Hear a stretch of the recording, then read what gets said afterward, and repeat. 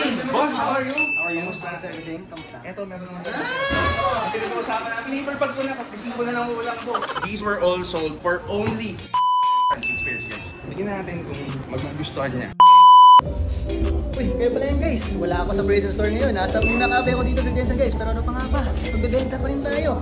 My name is Carl and I'm with Igo, syempre, di ba? Lupin ng transition from Jensen to Manila. Ayan, sige, Carl, diyan ka muna. Magtimpla ka ng kape. Dito, magbibenta kami ng sapatos. Let's go! Okay guys, so ngayon, meron nag-message natin sa IG and then gusto nyo umorder ng Jordan 1 Low, Travis Scott na Velvet. Ngayon, nag-quote ako ng price sa kanya. Inquire siya, bakit iba yung price doon sa app versus what we quoted. So ayun guys, paulit-ulit kong sasabihin guys, hindi ako magsasawang paulit-ulitan sabihin sa inyo na yung Get Nice app is different from Prism. That's why we rebranded and that's why we're changing all of our permits and how the business is named, and we rebranded our social media accounts kasi we wanted to disassociate ourselves from Get Nice app. So guys, not related dito, meron tumawag kay Paolo. Sa'yo, may tumawag sa'yo, diba? Yes sir. Ayun, may tumawag sa kanya just now about a purchase na hindi na-deliver kay customer, may problema, may issue, worth 58,000 pesos. So not to throw shade on Get Nice app or whatever, we just want to make it clear na we're not liable. Guys, we're not liable.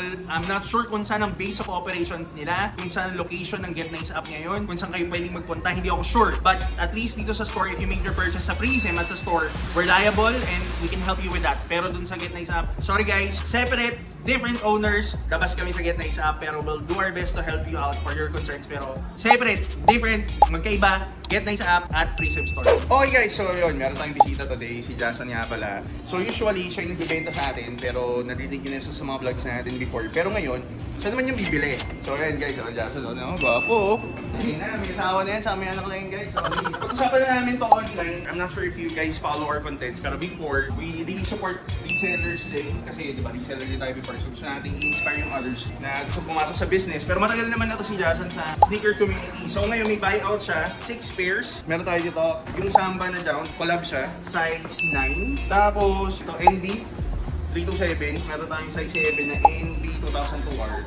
Adidas, hindi ko alam kung anong model ko. Grada pala. Okay, sorry. Tapos yung mga Jordans tayo. Ayan, dalawang Jordans na GS size. So, binenta natin ito kay Jason for only, guess how much ang buyout niya guys? These were all sold for only 11,000 6 pairs guys. Good luck. Thank you sa deal brother. Maraming salamat. Check mo na lang din yung pairs. Baka may pegi dyan eh. Habang itingnan ni Jason yung mga pairs guys, tingnan nyo naman yung bag ko. Ayos ba? Bagay pa sa akin. Ganda no? In love ako sa mga bodega ngayon guys. Sobrang na-obsess ako sa mga bodega na bag. So medyo may mga in-order din tayo na stocks. So if you're a fan of bodega, wait kayo ng update pag dumating yung mga stocks natin na bodega dito.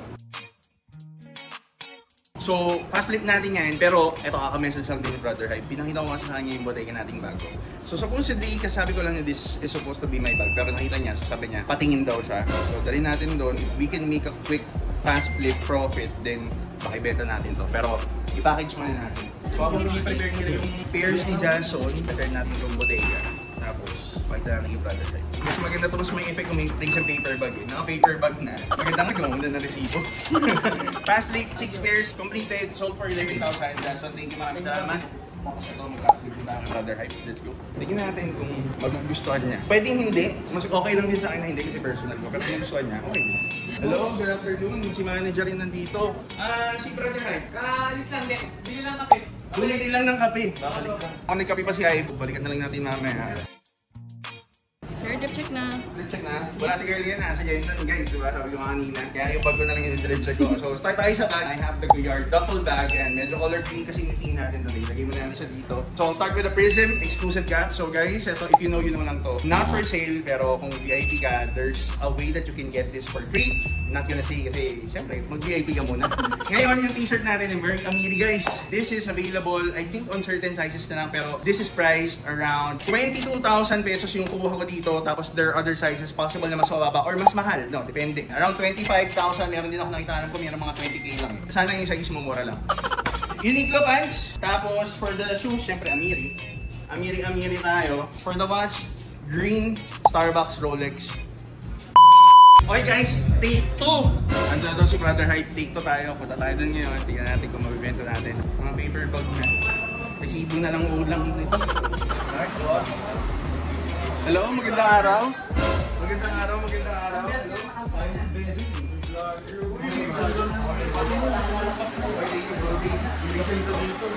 Bossing! Boss, how are you? How are you? Kamusta? How's everything? Kamusta? Eto, meron naman dala. Ang pinag-uusapan natin, paper bag ko na, kapisipo na lang ulam ko.